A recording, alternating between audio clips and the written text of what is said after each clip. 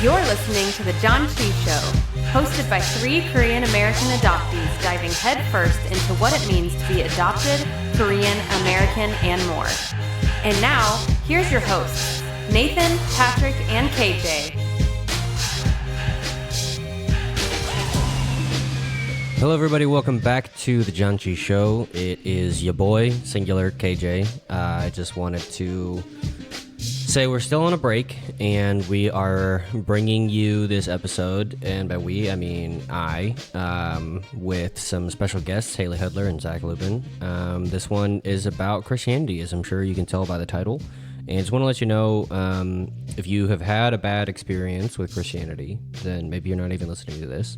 But I don't think you have to go into it too nervous. I mean, stay eyes wide open, but I don't think we get into anything that could be really that traumatic. I say that as a privileged person who has yet to be traumatized by the church and who has not historically been traumatized by the church. But really, we just offer kind of, discussions on what it means going forward, how to be Christian, exploring some Christian traditions that are kind of outside of the mainstream, not the Hillsong, Elevation, Bethel type churches, but a little more local, a little smaller, and kind of what that means. And so my conversation is with 2 people who are very smart and who are deeply in the Christian sphere. Well, maybe not deeply in the Christian sphere, but have spent a long time thinking about Christianity, theology, those kinds of things. It's a really, really fantastic conversation, and I can't wait to bring it to you.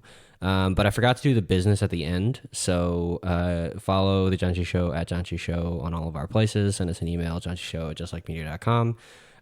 Patrick is in Greece right now, like literally as I am saying this and as you are listening to it, probably, unless you're listening to it sometime in the future. And Nathan is just being a dad. I don't actually know what he's up to besides eating Brahms that one time. Let's see. What else do I normally say? You can give us a call at a phone number. I don't even know. I'm so out of it. You can support the show. I know what I say. Support the show at janchishow.com/support, where you can find out all the ways to do that. And actually, I did want to shout out some people who have recently bought us snacks on our donation platform, Buy Me a Coffee. So that is Kim Sue, Alicia Maddie, Jeff, and Sarah Dolan, which I realized that one says 2 months ago, but honestly, we're not very good at the important business of thanking people who help us do our thing. So thank you to all of you. And there's one other person who just actually became a member, and that person is Courtney S. So Courtney, thank you so much for becoming a member and supporting us long-term in a committed kind of way. We really, really appreciate it. You can give us a call at, oh man, I thought I was ready. I'm not ready. Wait, yeah, I am. 972-677-8867. If you want to come and leave us a voicemail, that would be fantastic. Otherwise, I think that's it. So hope that you are enjoying Pride Month and having a nice summer. It's real hot here in Texas. But yeah, we will see you. We're still on a break, but I think we're going to come back definitely in July, but not the top of the month, probably. So anyways, here's something to keep you company while you're waiting on us to get our crap together. Here is my conversation with Haley and Zac.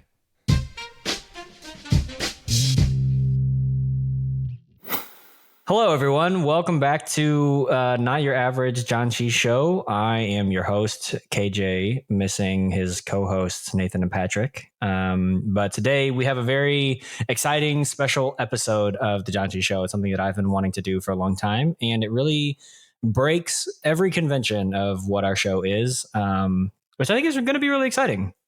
So with me today is returning guest, Zac Luben, and first-time guest, Haley Hudler. And Haley is also our first non-Korean adoptee. So big welcome to the show to the both of you. And thank you for being willing to jump on and indulge me in what is hopefully going to be a good conversation, or could just be me asking answers and editing out incredibly long pauses to pretend like it's a good conversation. So Haley, since you're new, we'll have you go first. Will you tell us a little bit about your adoption in as many or few details as you want to get into? Sure. Yeah. Hi, everyone. I'm Haley. I use she and her pronouns, so the listeners can know that. I was adopted from China in 1997, and I was adopted by a single by choice white American mother, and she adopted due to wanting children, but also she had a hysterectomy in her late 20s, and she couldn't carry her own child if she even wanted to. And she chose China. She had a handful of countries she wanted to adopt from. She was given many different options, but she chose China.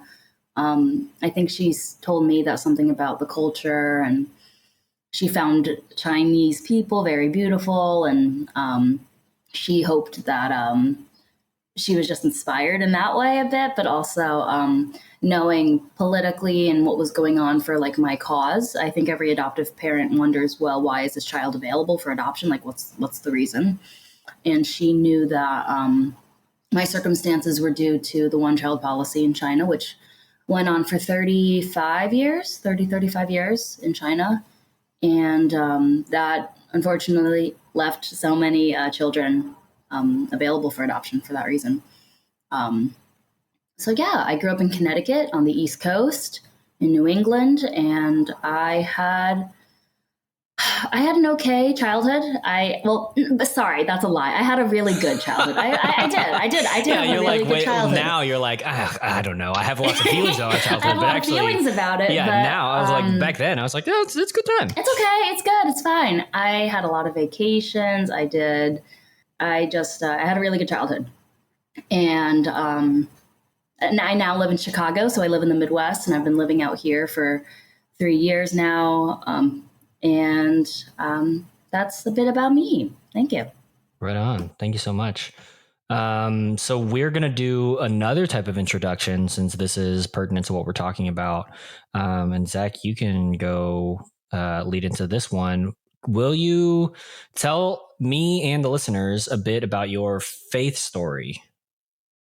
Yeah, I was adopted into like a middle-class white family who were and continue to be part of the Churches of Christ, which for those of you who don't know, and why would you know? Because we're a very small church tradition in the world, but we're one of the few church traditions that was really kind of born in the U.S., like on the frontier in the 1800s.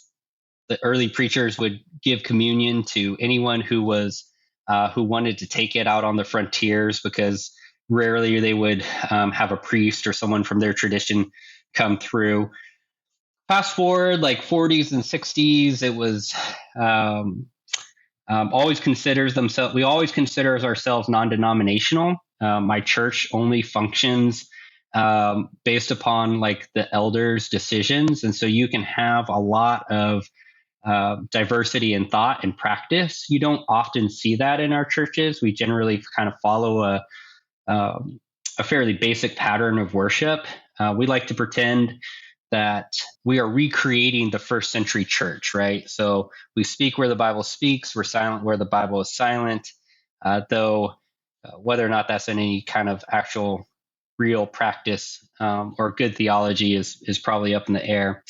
But I've been a part of this tradition my entire life. My parents adopted me. I'm the first of 3 adoptees in my family, and they really wanted to have a big family. And so my name, Zachary, means God remembers, which is my mom's belief that God remembered her desire to have a big family through my adoption. And part of my story is one of the elders in my church actually helped pay for my adoption because my parents didn't have the finances at the time.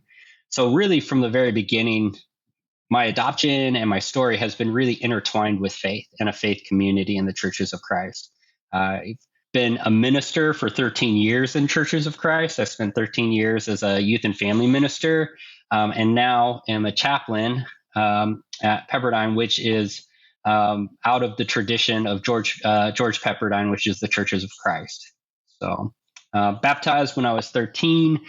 I would not consider myself an evangelical, though have a lot of overlap in my story of sort of growing up in the church. And the Churches of Christ, I think, in a lot of ways get identified as evangelicals in the larger sort of discussions of how do you kind of categorize major faith traditions. Yeah, absolutely.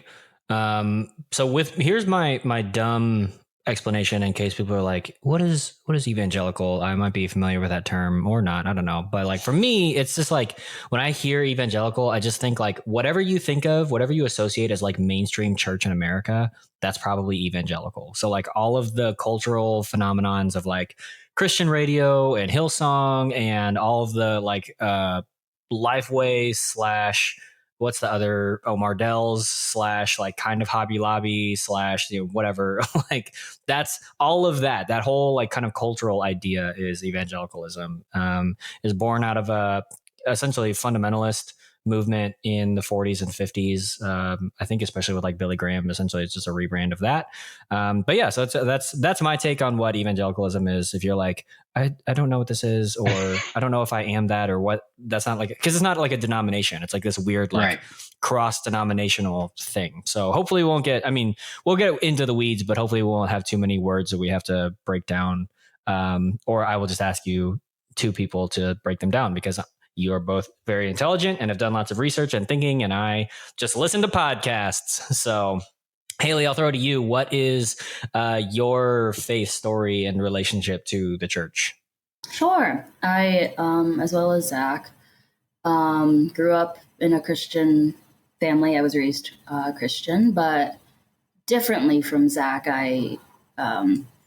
My type of Christianity, because there's so many different types, I would say, the denomination I grew up in is United Church of Christ, UCC, which is different than Church of Christ? Yes, which is different than Church of Christ. Okay, great. And United Church of Christ is, it's been around more formally. It's on the newer side.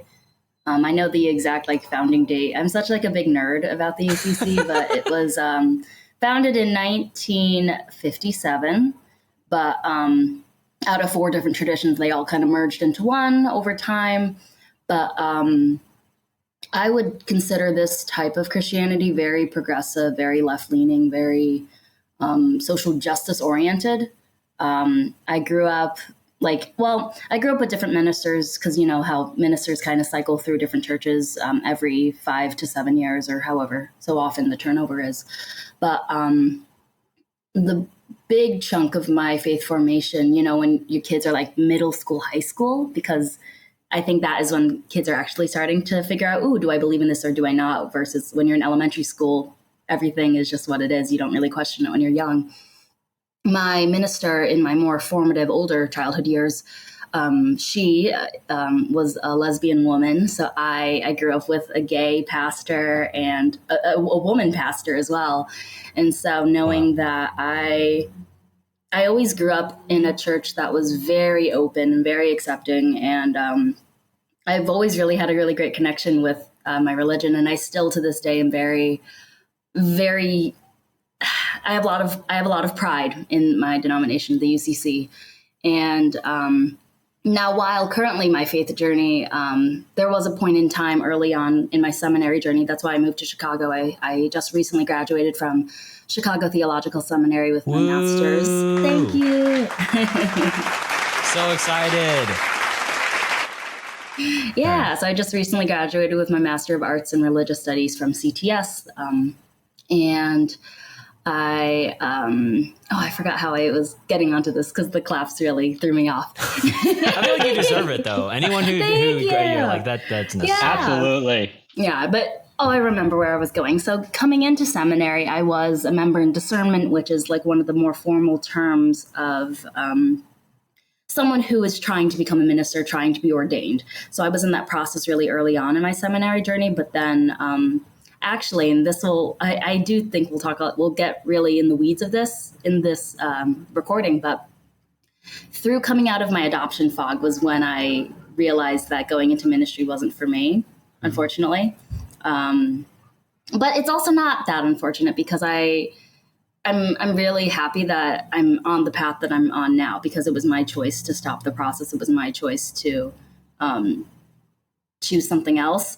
And I'm still someone so curious about religions. I studied religion in my undergraduate studies, so not just Christianity, but plenty. Like, I think I've studied 5 or 6 different world religions broadly academically. So I've studied as well as Islam and Judaism and Hinduism, Buddhism, and Jainism. And so, like, I have a handful of like Abrahamic faiths that I know pretty well, and then some Eastern religions as well.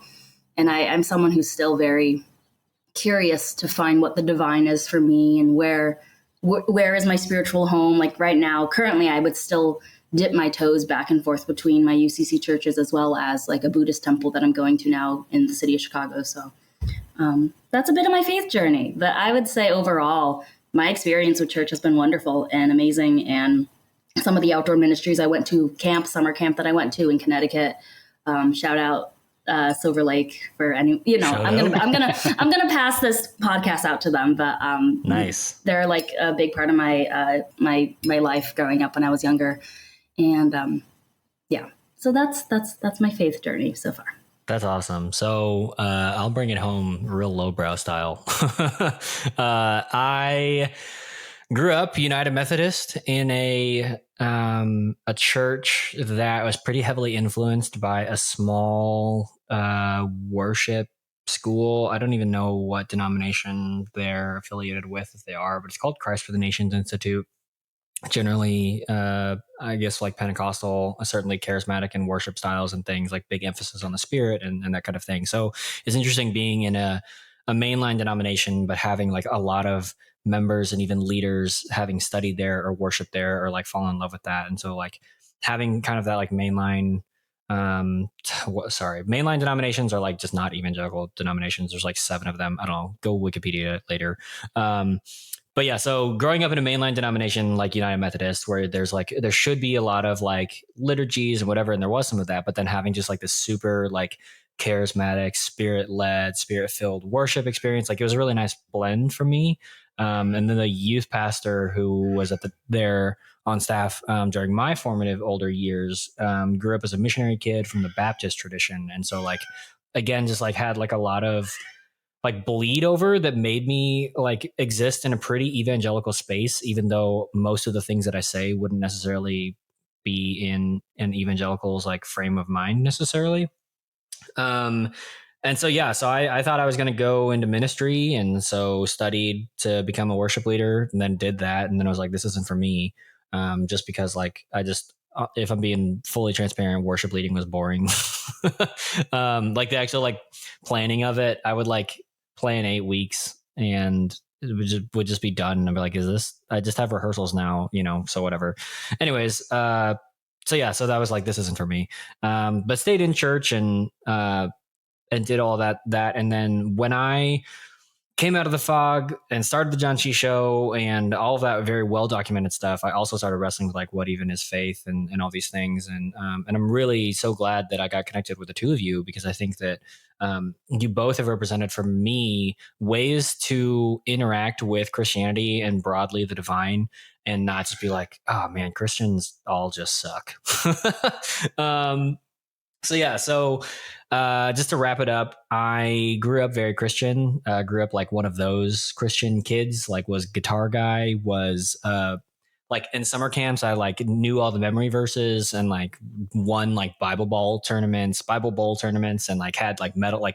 So at some point, like it's going to sound like very boastful of me to say whatever. I took my faith really seriously, and like I was a bright kid. And so like I was able to study like my headcanon of scripture, like the scriptures that everybody kind of has in their hearts. Like we don't really talk about Leviticus right now, but like Galatians and Ephesians and whatever, like all of that. Like I feel like I just knew. And so working in the church and being in the church, like by the time I actually got out of college, I was like, I know my Bible super well. I just don't know like what there is to explore, but like my belief in this infinite being implies that there should be infinitely more to explore, but I'm just like hitting a wall and whatever.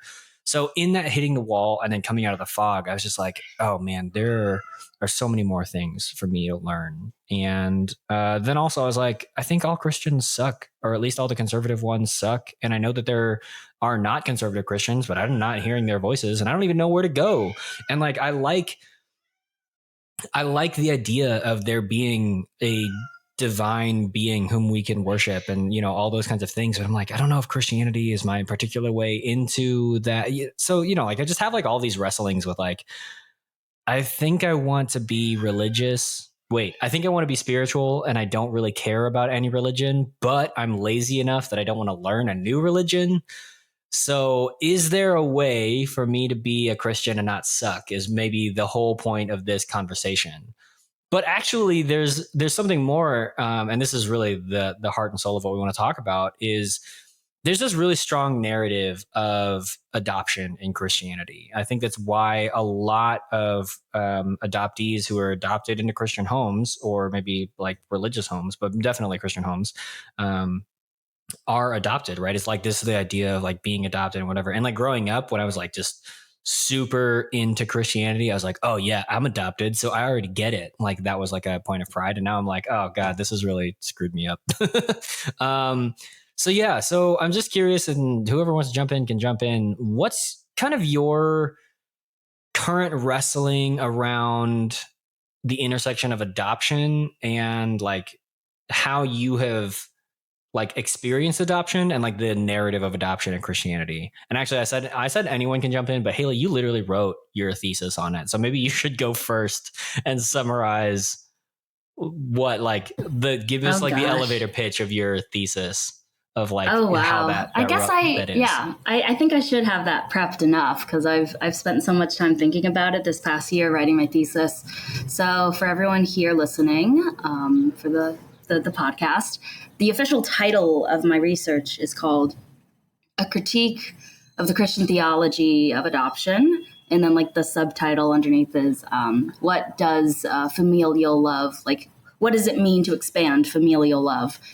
And my conclusions from that, from like my entire year of research, is that yes, it's clear cut. There are very specific scriptures that say that that people should be adopting as well as God, as the act of both. Also like God adopts like Christians into like the more like broader the Christian family, which I think those two themes are very blunt, very obvious, and there's not really much other interpretation about that. But I do know that originally when some of those scriptures were written in the epistles, so this is like Paul, he wrote most of these specific lines that talk about adoption. He was taking a lot of inspiration from the Roman culture in biblical times of what adoption, how it functioned in that society at that time. And a lot of the adoptions that were going on, one, they're a bit different from like infant adoptions, how we see for the three of us at least being adopted as children, as babies, and a lot of adoptees who are adopted like in their first couple of years of life. The adoptions that were happening in the Bible way back when, a lot of those children had some authority within themselves to say that they wanted to join another family. Mm-hmm. So there was illegal methods that they had in order to make that happen, which is great because, consent is awesome. And we love when when people get to choose who's their family, like even being in queer circles and people talk all the time about chosen family. And mm-hmm. I think it's hard to talk about adoptive families as chosen family because who's choosing? It's the choice. Yeah. Adoptive parents are choosing, and not the children aren't really choosing their adoption, especially if they're infants. So I bring it kind of back to thinking about Christian adoption, how we understand it theologically, when you join a faith or convert into a religion, that process of joining a faith is not the same as joining like a family. And when I say joining a family, I mean like the legal rearrangement of like cutting ties between, you know, one being, like, you know, cutting ties with one family, coming into another one. That wouldn't be the same process as religious adoption. You don't get a tax break for joining a church. Yeah. And I also thought of something really interesting, a really good similarity of if real, and also to clarify, my research really only specifically talks about infant adoption within a U.S. context, and both domestic and international. So I don't really talk about foster care, and I don't talk about older children, and I also don't talk about adoption laws within other countries around the world, because that would be way too big of a scope. But you know how in Christianity, where monks, there are like Christian monks and some older, and nuns, and some of those Christian monasteries that I don't know if there's any currently in the USA. I think they're located in other parts of the world. But you know how that type of Christianity, where you're dedicating your entire life to like God, and you're like kind of separating and you're moving away from your family. I think if you want to compare the legal adoption process that happens in the USA for babies and comparing that maybe to religious adoption, it's kind of like saying, oh yeah, so I want to become like a monk, like a Christian monk, and then kind of leave my family that I grew up in. That's more similar to the process of like religious adoption to like infant adoption. So I hope this kind of makes sense, but I'm only drawing this comparison to really show how outrageous it is. I feel it is for Christians to say, oh, like, great, you're adopted. That's awesome. So I am too. Like God adopted me. We're all adopted. Yay. Like for people to compare like their own, for non-adopted people to look at adoptees and say, oh, that's great. Like, I'm happy you're adopted because so am I, metaphorically, by God. But if we were really to kind of nail it down to a more accurate understanding, is if someone wanted to become like a monk and become isolated from their family, it's like you joining a faith and you'd have to separate from something. You'd have to lose something in that process. And that's what I don't think people understand. Religious adoption, you don't necessarily have to lose anything. Yeah, I mean, I think the difference is like a thing is forcibly taken from you, yeah, whether or not you wanted it to be taken from you. Whereas in religious adoption, in the language of Christianity, like it's a thing that you choose to lay down. Like you choose to literally step into this new identity, this new way of being. And so like there is sacrifice involved, but it's a choice that you've made. And so it's it's a grief maybe, or a welcome change, but it's not like I didn't have a choice. Like I just don't have this anymore. So yeah. Accurate. Yeah. I also think it's important to keep in mind that like in Roman law, like adoptions were taking place like based upon inheritance, right? Like one of the reasons why a family might adopt another child would be like a male heir to continue on that family name, right? So as with a lot of things, I think with modern day Christianity is that you read something and you don't actually contextualize it. You don't pay attention to the fact that there are different laws, a different cultural context in which Paul is writing, or the metaphor that Paul is using for adoption. Like Paul in Ephesians uses like adoption language, and it makes sense because one of the things he's talking about is like being co-heirs with Christ. And so you can make the argument that what Paul is really trying to do there is kind of say, how amazing is it that we are now adopted as believers in Christ to be co-heirs with Christ, which in Roman times was unheard of. You didn't adopt another child if you had a legitimate heir, right? So like the idea of what Paul's trying to do is like this is so outlandish that God would then consider us co-heirs with Christ.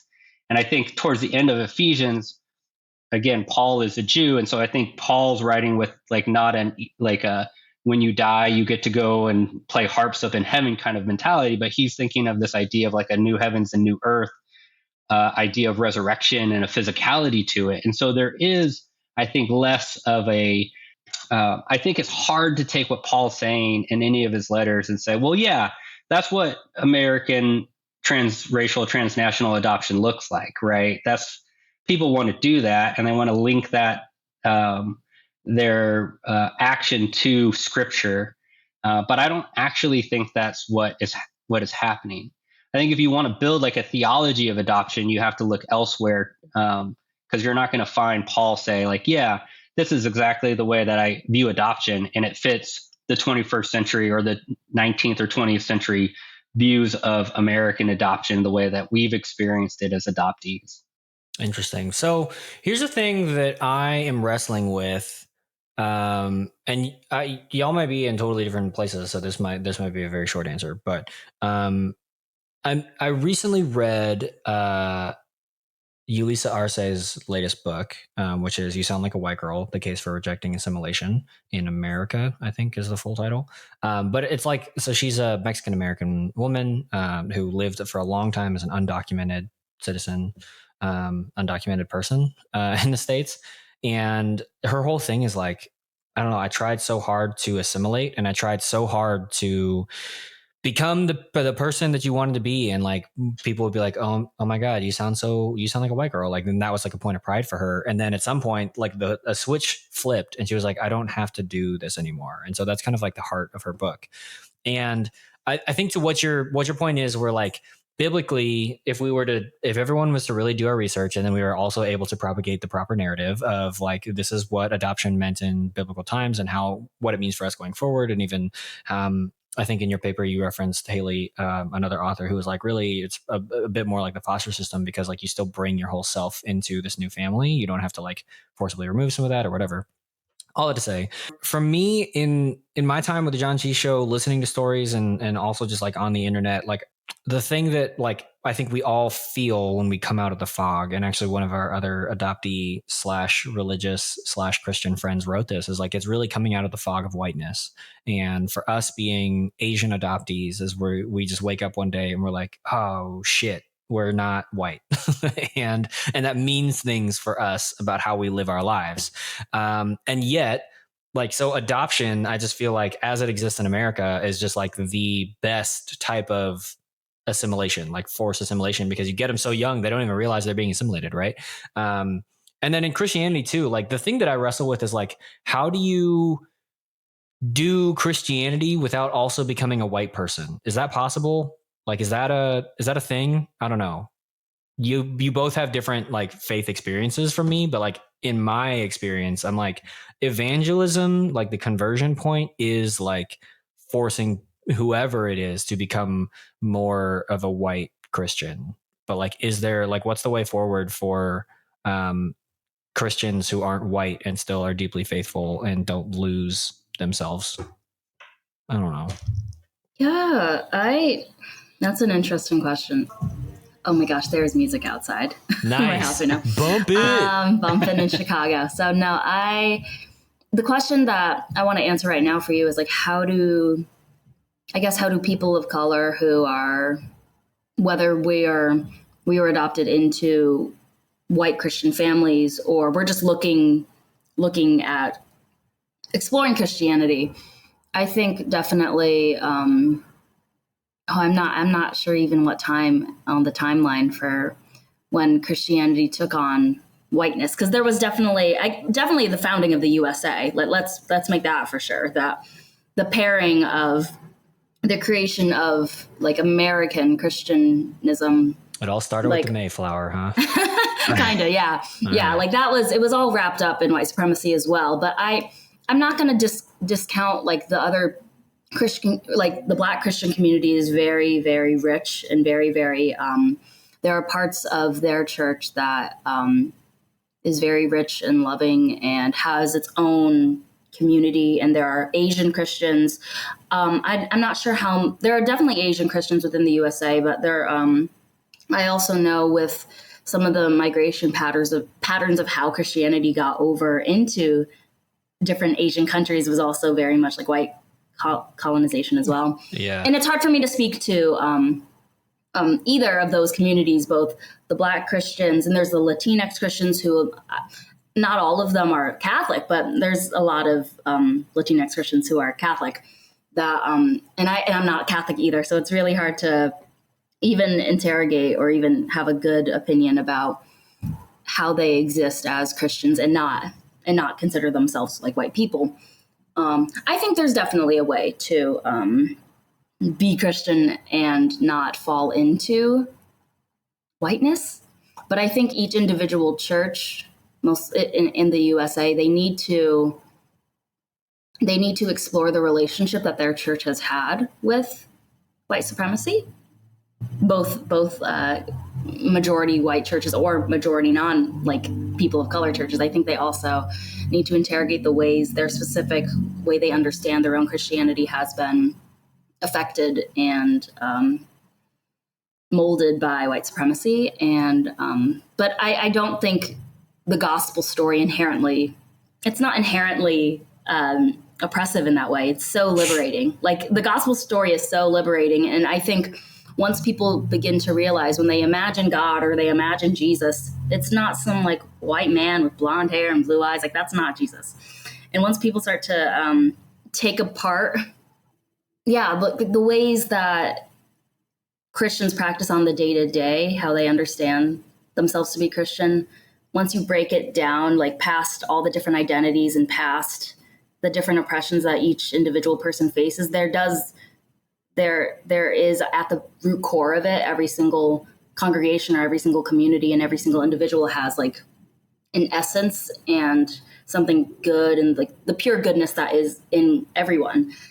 That's found both in the love of the Jesus story and found in Jesus, as well as, and I'm bringing a bit of the Buddhist teaching that I've been learning more recently as well, is that there's the innate goodness that I've been learning about within Buddhism that's found within everyone as well. And I know it's hard for me to I know our podcast is really specifically diving into Christianity today, but it's very hard for me to do that without bringing in my interreligious kind of broader understanding of what it means to be religious as a whole. Cause I don't think I can solely just call myself only Christian and just Christian. So I'll turn it over to Zach if you wanted to also teach me your ways. Also, actually, Haley, while you were talking, it reminded me of a joke. I used to, not even a joke, it was just be a thing that I would say that people would laugh at because they thought it was so ridiculous. So I was like, Jesus was Asian.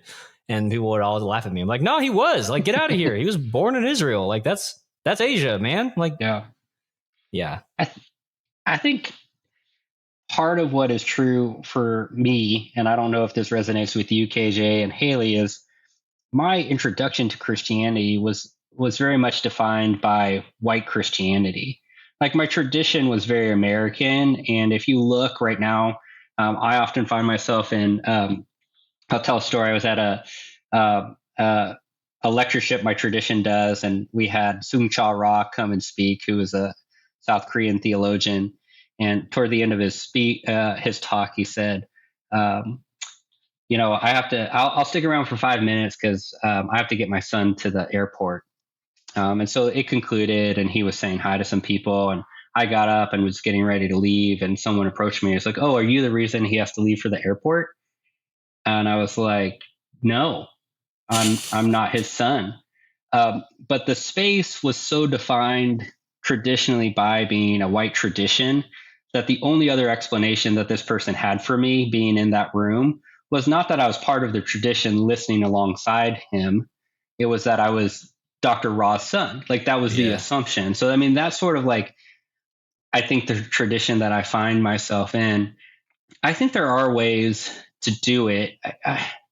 I wonder if in some way we aren't always reacting to that in some way in the US, in our churches, depending on the traditions that we're a part of. I won't go to a Korean church. I don't speak Korean. I don't have the cultural context for it. So when the churches that I've chosen to work for and be a part of are part of the tradition that is predominantly white. What I can do is be aware of it, the way that that narrative is disciplining me, the script that that narrative is trying to help me or requiring me to tell or to speak. And so try to resist that. And I think one of the ways that I've done that is try to seek out scholars and theologians who are doing theology from an Asian American perspective. And there are a number of people who are doing it. And I'm hoping Haley will be one of the ones who will continue to do that and offer. Do it right now. Yeah. I mean, but I think that's the case. Now, whether or not the church will ever change, I don't know. Like, I don't know if it's capable of that really in the US. I would like to say that it is, but as I get a sense of it, it's not really. And so part of what I'm doing is trying to find ways to be a voice that is speaking in the spaces that I find myself that kind of invite a different perspective, right? A different viewpoint. I mean, in scholarship, there's a huge push right now. If you ever go to like a graduate school, who you're going to read are a bunch of like old, dead German guys. Like, that's just who you're going to read. And biblical scholarship was decidedly Western European and American. And so even in academics, the whole conversation and narrative is really trying to figure out how to react to, or how to deconstruct, or how to have a conversation with like a prevailing sort of white theology, right? Like, even the idea of, like, you say theology, and chances are you say that in a room, and the first 5 people that are going to be named as like the preeminent theologians are probably going to be like dead white guys. Or alive white guys. Right. Or yeah, right. Or if you say like liberation theology, but you have to put the adjective in front of it because it's not theology proper in the way that the academy thinks about it. So even in that sense, like, you're always finding yourself pushed to the margins, even beyond like the church context when you get into some of these larger conversations. Again, I agree so much with what Haley said. It's the gospel story is a story of liberation and freedom. It's a story of grace. It's a story that, unfortunately, I think has been co-opted by an ideology that I think plays very much into like our adoption stories, right? Not in the fact that, I mean, I was adopted in '82, and I don't think my parents were like, we're going to do this because we're fighting like the Cold War through adopting our son. They adopted you and was like, Wolverines. Right, exactly. But like, historically, the fact that that adoption was possible is very much rooted in the Korean War, which is very much rooted in ideologies and Americans considering themselves exceptional and wanting to fight this ideological war between capitalism and communism. And so like, even that as a background, right? Like we are so part of that narrative.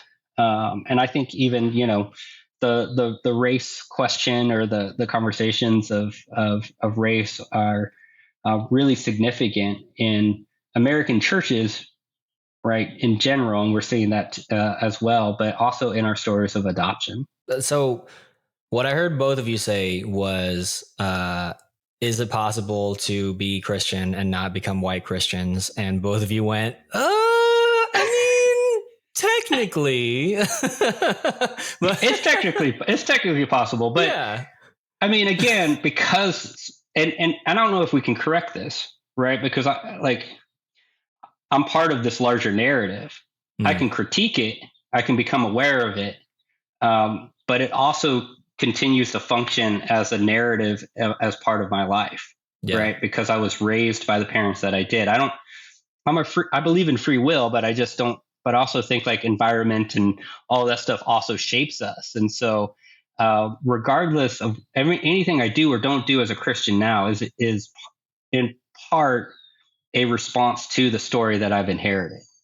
I don't know. I think that's why I am wrestling with it so much. Like, as I think coming out of the fog, like just like you said, it's just like this wrestling and response with like, this is how you were. And I realized there's probably a better way. And no one gave me the freedom to imagine a better way and I didn't know that I could imagine a better way. And I think that goes back to like kind of racial mirrors. And Haley, I love that you had someone who was at least in the same gender spectrum, like on your side of the gender spectrum to look to, you know, like I was talking with this girl in my church and she was like, yeah, like I just don't know. I don't see that many female worship leaders who I can look to for mentorship. I don't see that many female pastors who I can look to for mentorship, let alone women who also think the way that I do, or who also, you know, like that, like just generally, like there's already kind of that gap. But then when you go into like, I mean, personally, I can't think of a single person of color who was a spiritual leader for me growing up. I can't think of a single adoptee who was a spiritual leader for me growing up, or for whom adoption was like they might have been adopted, but like adoption wasn't like an identity that they bore, you know, broadly. So I don't know. It's interesting. Yeah. So that's where I'm at. And I keep messing with the idea of like, you know, maybe I should just like start my own church. Because I think there is that point of no one is doing it. And I wrestle with like, to me, from my perspective, I just see, although churches that are predominantly non-white and Asian and maybe just like, well, no, probably just Asian, like immigrant churches, I think like exist in a specific way that I, like you said, Zach, I could never go to and feel like I really belong. I could go to a black church, but that's like, I think just because of my upbringing, that's like not a place where I belong, even though theologically and like as a belief system, I might agree with. Latinx, same kind of thing. And so I'm just like, I don't know, I wish that there was a place for me that had more words than I have, more a way forward. And maybe that just doesn't exist yet.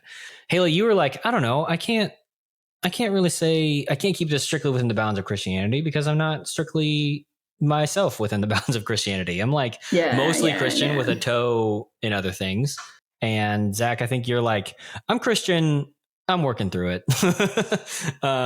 Just like in trying to find that balance of like, there's not really a place for us. And I don't hold mainstream beliefs, or even beliefs that maybe the rest of my denomination believes, or, you know, whatever. I think for me, I'm just like I said earlier, I'm lazy enough to be like, I don't want to learn a whole new vocabulary and liturgy and way of interacting with the divine. So like Christianity on some level is fine, but at what point do I start becoming like heretical and like cast off from the branch of Christianity and just like too far out there to be not Christian anymore? And which is why I just casually was like, in Instagram, I was like, how do we feel about original sin?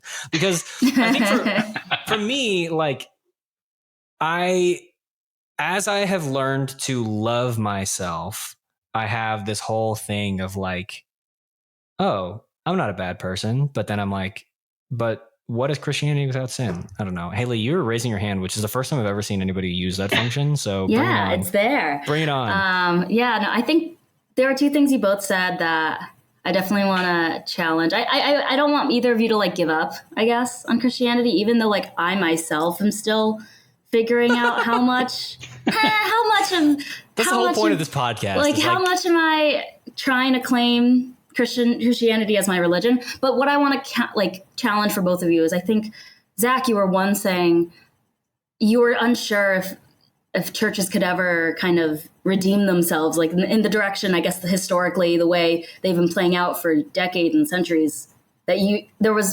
maybe we could probably play it back like 15 minutes ago, but I think you definitely said that you're unsure if there's a way to salvage Christianity right now. And then more recently, KJ, you just said that I don't really like any of the denominations right now. What if I just like start my own church or start my own understanding of Christianity? And because for me, I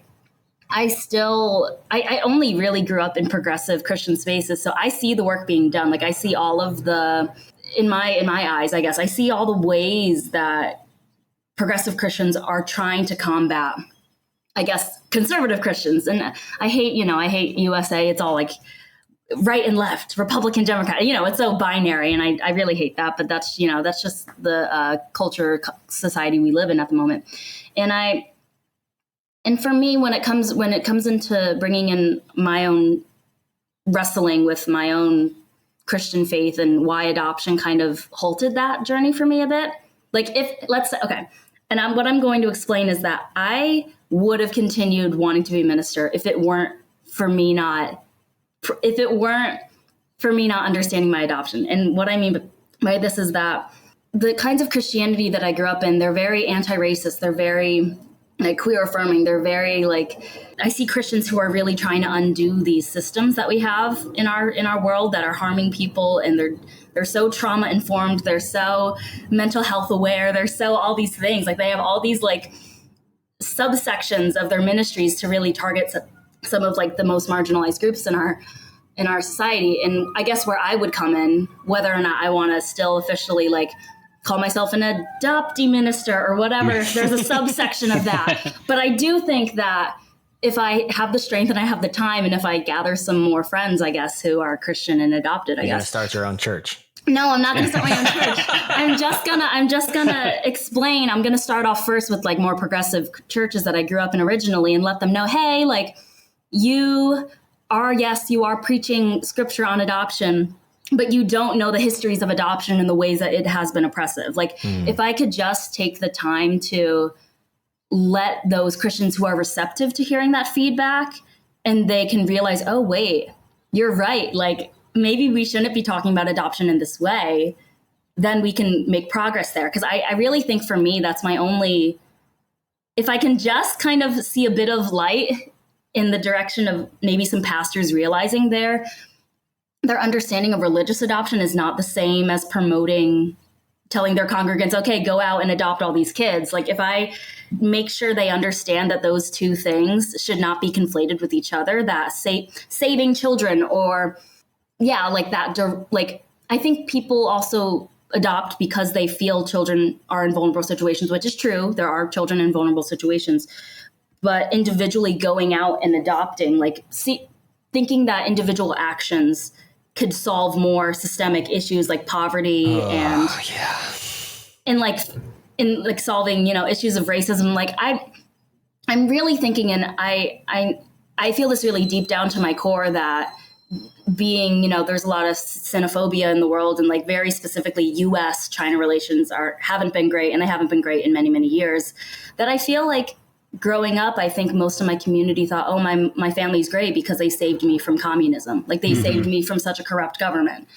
And while I don't really 100%, I'm still very pissed off at China. I mean, I'm mad about the one-child policy. There's no way I'm not going to be angry about that. But I also know being angry at that specific policy in that historical time period doesn't mean I have to betray and stay angry at the Chinese people. Because again, if I am angry with them, I'll also have this kind of anger within, who am I as a Chinese American? Like I need to also come to acceptance of, the Chinese government, I don't agree with what they do, but it doesn't mean I don't hate China or the Chinese people. But anyway, I bring it back again to religion, back to Christianity and adoption, that there are Christians doing like the work to undo all the harmful other Christian things. It's true. Like they're there. For sure.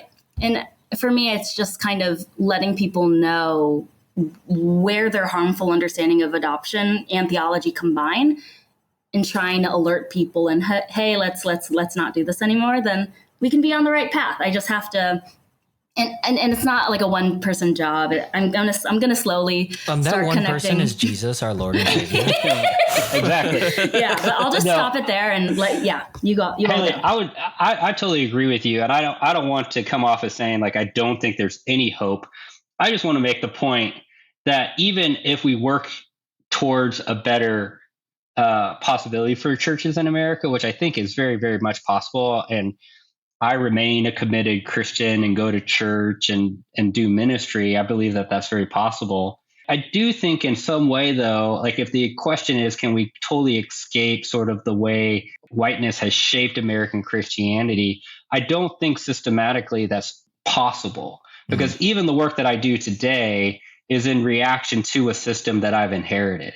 That's sort of the point that I'm making. It's not tension. That it's all doom and gloom, because I agree with you. And I've had experiences with ministers who when I've told them my story and I've said, hey, this is really problematic, they've been like, oh, let's talk, because I really want to know, like, I want to improve. I want to be better at this. So I do think there's a great hope. And I think also probably would be important to, and we've said this in telling our stories, but I think all three of us represent very different forms of like Christianity in the U.S. Like I know the United Churches of Christ are like the Churches of Christ, the United Churches of Christ. I mean, we're real far apart in a lot of ways and our traditions, and so I want to be aware of that too, right? So like, you know, a lot of times with conversations about Christianity, you always have to ask like, okay, what do you mean by Christian? Like, how do you understand that? Because I have friends who are Reformed,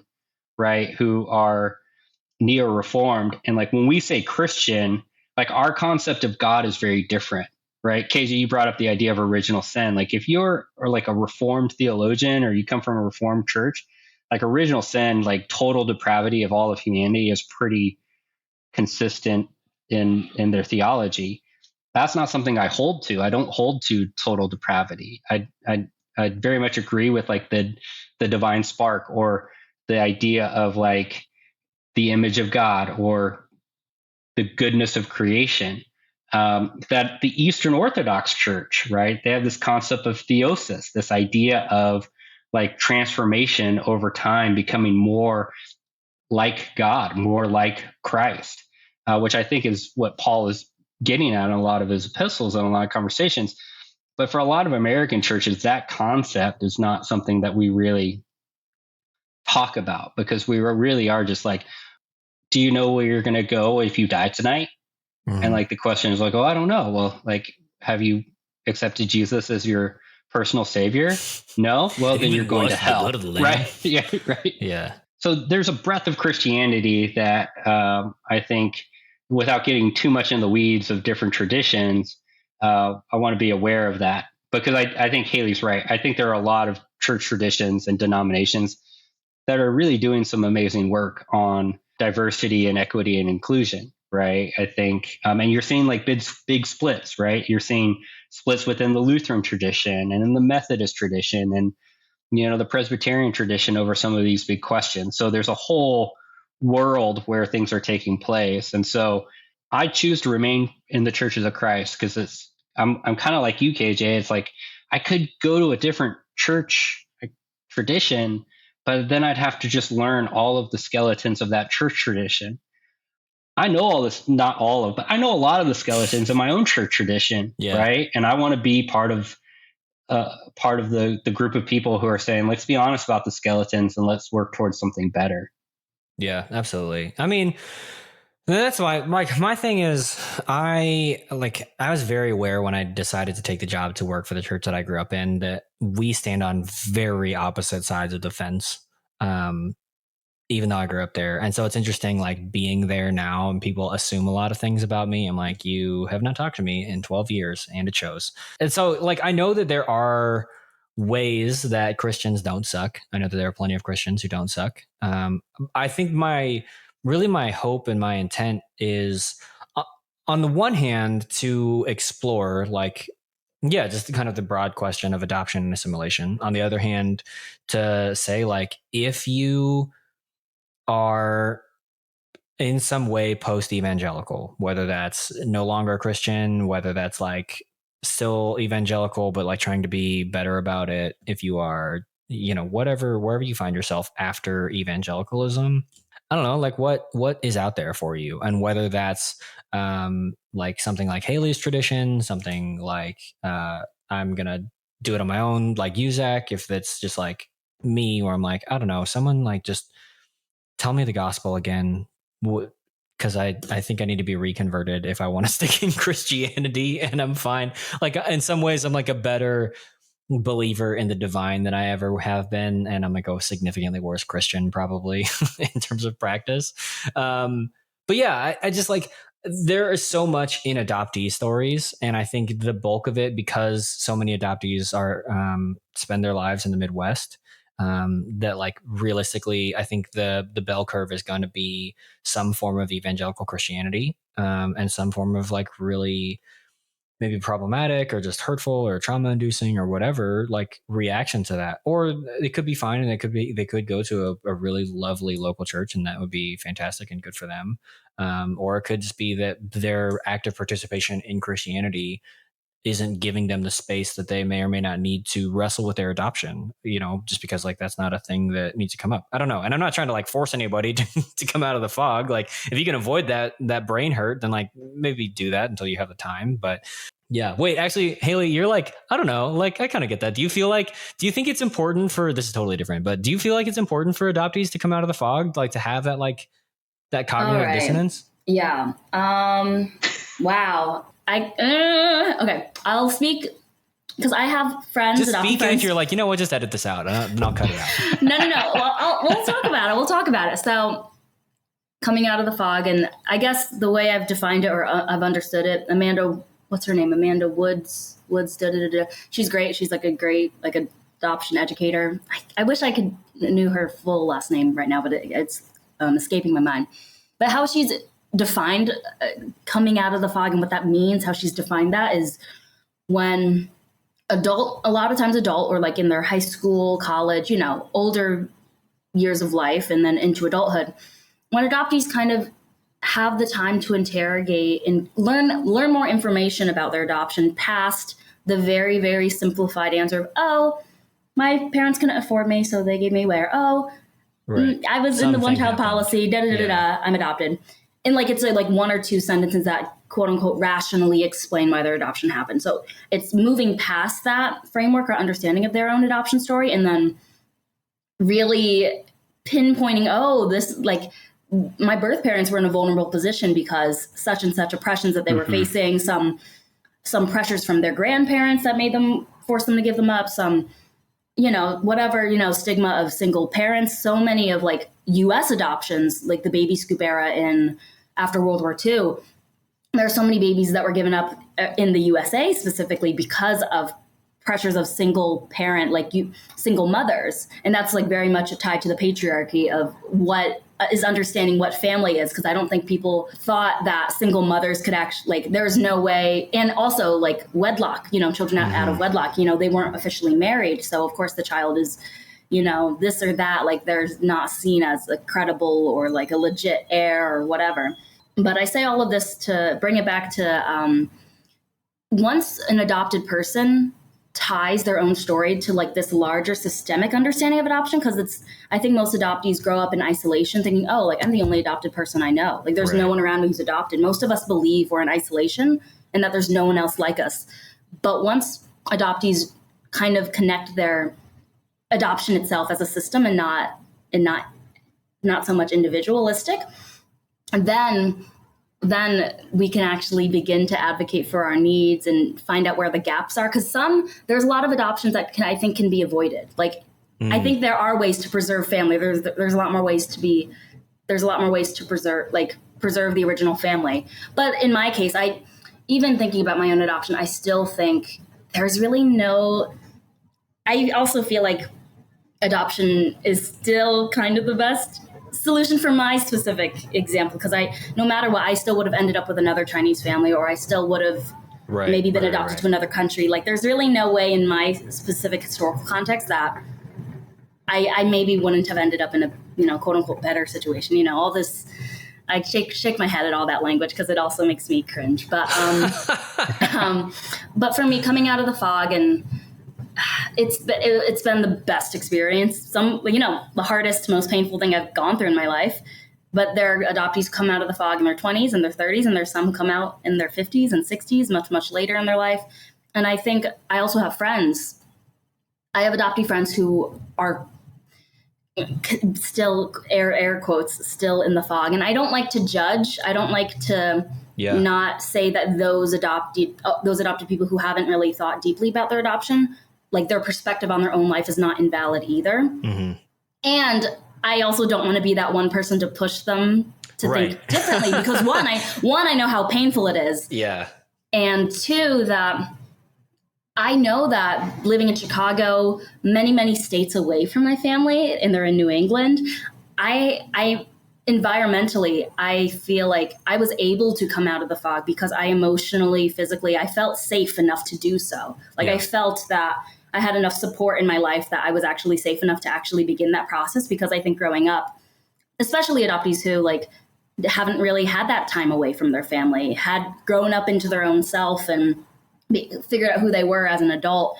If you don't have that separation, especially from your home environment or the hometown you grew up in or the family you were raised in, you still probably don't feel safe enough to do this process, like emotionally, mentally.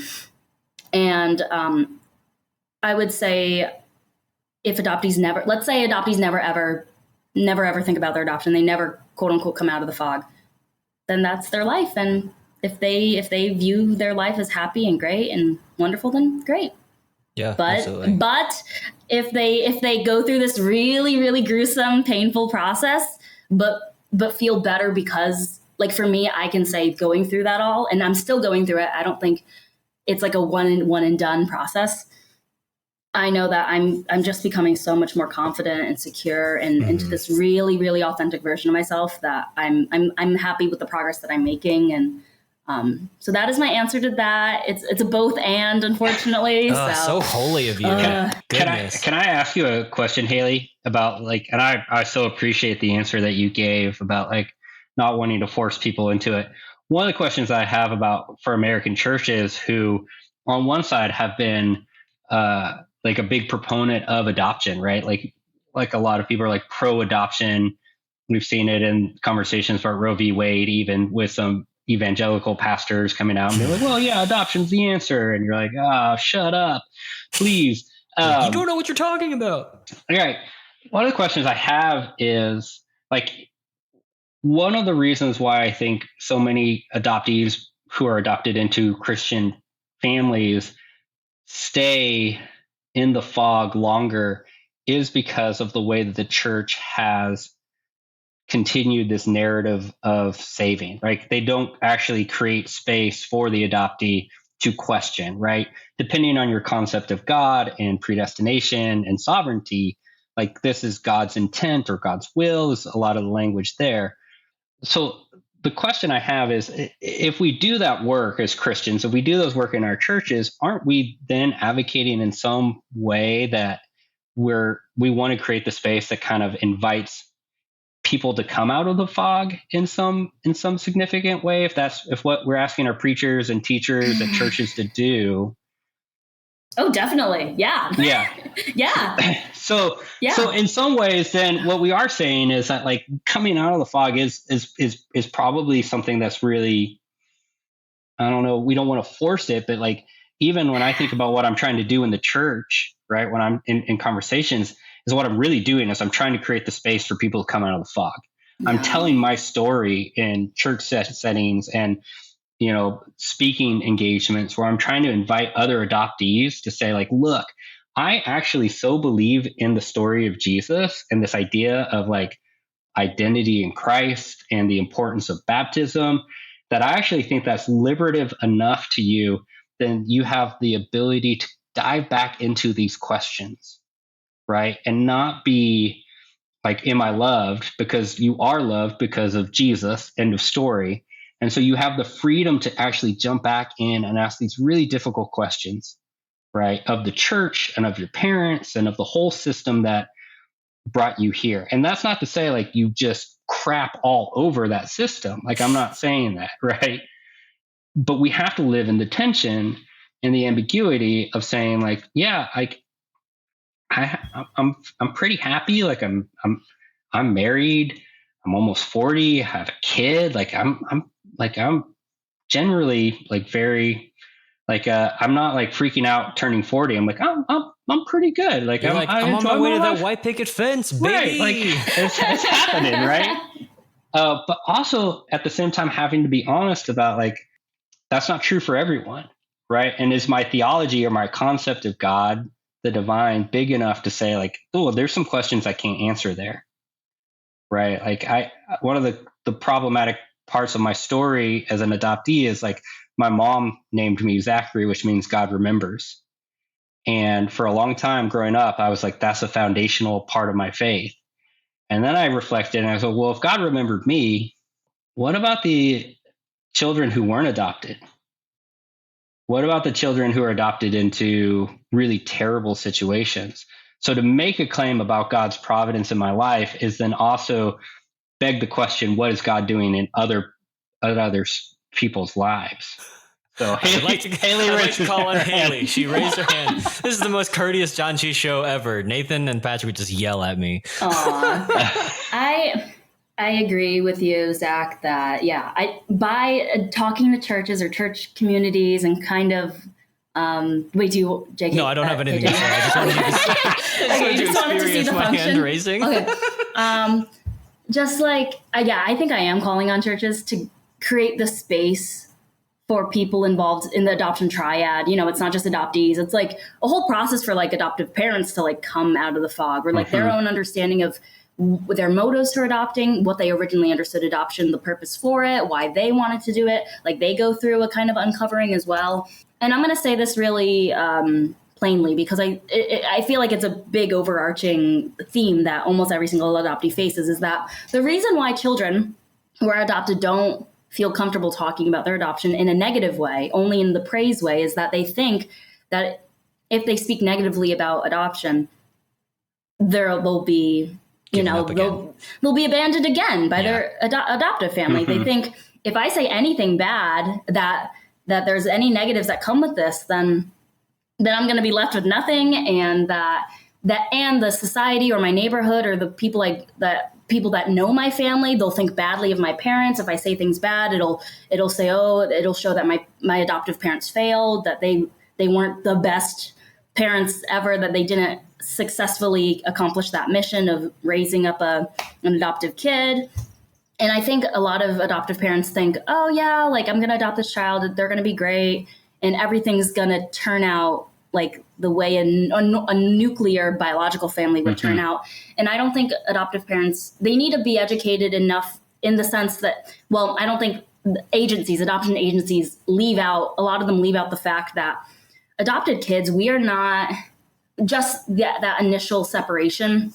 And I hope maybe both of you read The Primal Wound by Nancy Very, maybe, or maybe have heard of it. I specifically stayed away from that. I'm not ready for this yet. I think it's so great. I think it's a good book. I'm just not ready to enter into that conversation because I'm busy figuring out if I'm still a Christian or not. Oh, sure.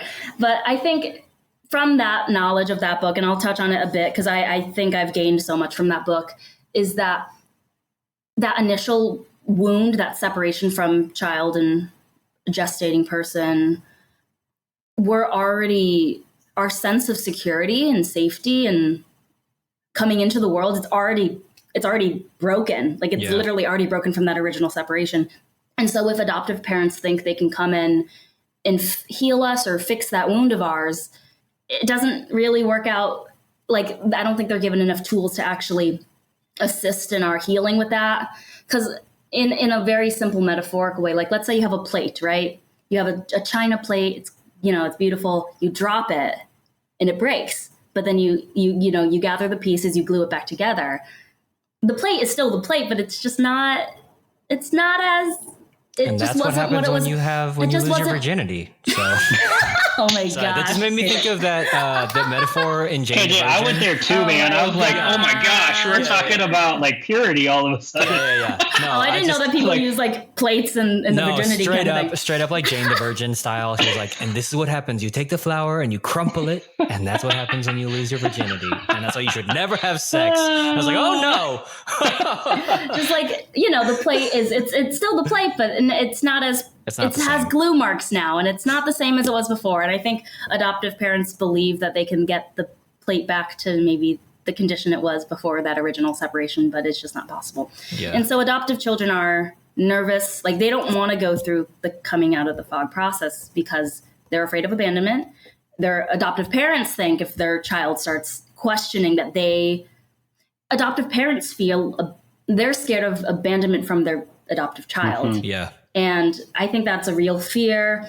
And I just want to mention this in the podcast because if people never end up reading my research or my thesis, I just want people to know there is a good concluding message, I think, within it. And that is that our understanding of family is so strict that there can only be two parents because even the stigmatization of only like a single parent, it took such a long time for that to go away. But I think adoptive children have more than two parents. Like they're going to have 3 or 4, like they're always going to have their adoptive parents and their birth parents.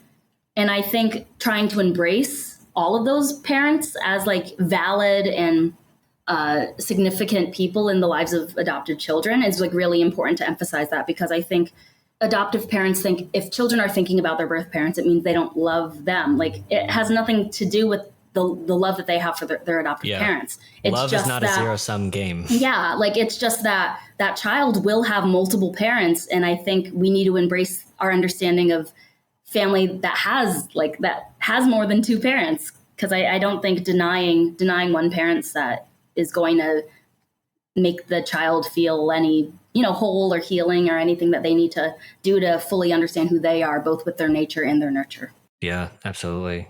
We're out of time, and we just got to a point where I'm like, I could go on for like 3 more hours. Like I just got a whole second wind of just like, yeah, this is what I want to talk about forever. Yep. I even thought I had a wrap up thing, but I don't. So we just have to end it here. And I wish I remembered my question, because I'm sure it would have been a great thing that would have made us go over time. But I hopefully you enjoyed this, the two of you, and hopefully listeners, you enjoyed this as well. Haley, if people want to find you and if you want them to find you, where can you meet on the internet? Both my Instagram and my Twitter are the go-to social media. So my Twitter being Miss Haley Hudler. So that's MissHaleyHudler. So that's my full name for on Twitter.